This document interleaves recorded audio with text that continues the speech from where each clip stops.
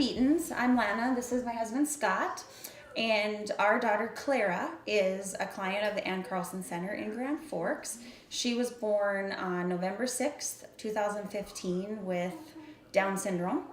And with that came a pretty significant heart defect. You can have the worst day at work and come home and when I walk in the door, her eyes they hook up with mine, and she smiles, claps, and it's amazing. It makes all the problems of the day at work or whatever go away. She's a very happy baby. She's just a sunshine. And she's a good baby. She, until she's not, because, they're not perfect, but our then 8-year-old absolutely put the whole world into perspective when we got her diagnosis. I was scared for her, in that not scared maybe isn't the right word, but maybe I was a little sad for her that there are things that she may not be able to do, like you have hopes and dreams for your kids to do.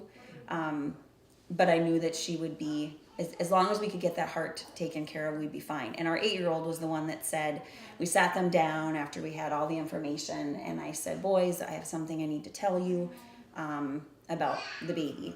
And I said, she's got this heart defect, and this is what they're telling us, and this is the plan. And by the way, she also has Down syndrome. And I thought that they would go, what? Oh my gosh, she does what? But my 8-year-old said, oh, and this is going to sound terrible, but he said, well, is she going to die? And I said, well, I certainly hope not. They tell us she's going to be fine. And he said, well, then who cares? She's fine.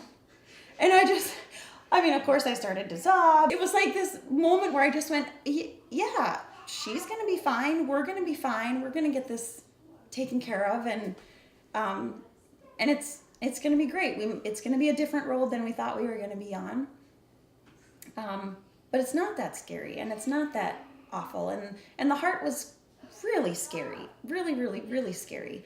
But they fixed it. Our life is not what it used to be. It is not normal, but it's amazing. Tricia was one of the first people that actually met Clara. She came up with our DD case manager when Clara was in the NICU.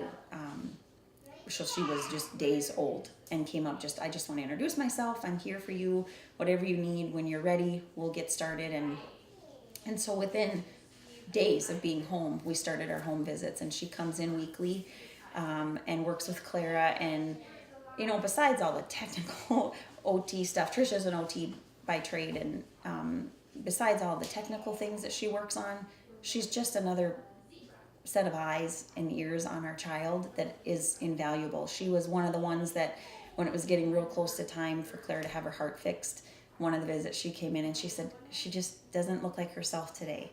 And I was with her 24/7 and I hadn't seen it. And I kind of looked and I went, oh, you're right, she doesn't, and it wasn't an emergent type of situation, but she's just that other person that's here and is a resource, and I can ask her a question and she comes to me with tons of information or sends me an email with a link or a resource or a name or a idea. We love the services. We love the fact that there's equipment that we can borrow instead of having to buy lots of expensive things and try before we buy kind of a deal. I love that speech comes out, PT comes out. We've had the School for the Deaf has been here with her. And it's just nice to have one person where I can go to and say, Tricia, here's what we're looking at, or this is what we're dealing with this week.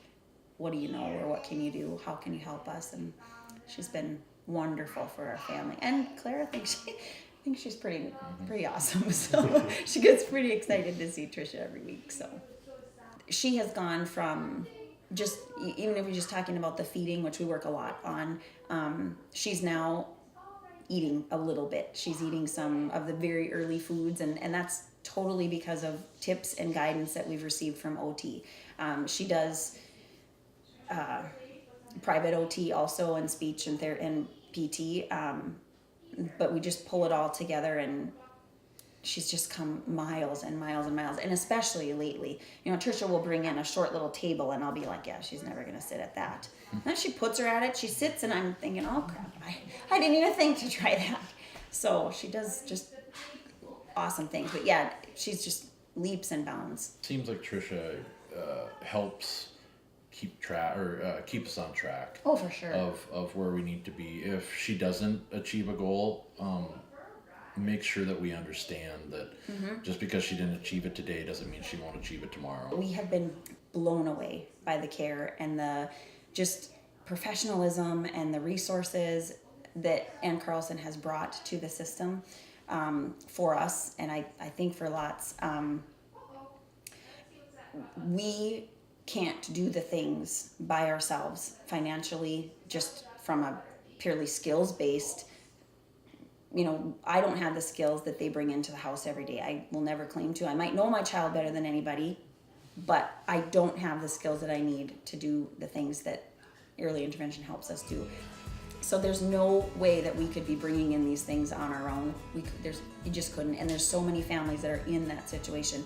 The last thing that we should be worrying about is how we're going to afford a feeding chair or OT out of pocket because your insurance might not be covering it yet, or all of these different things.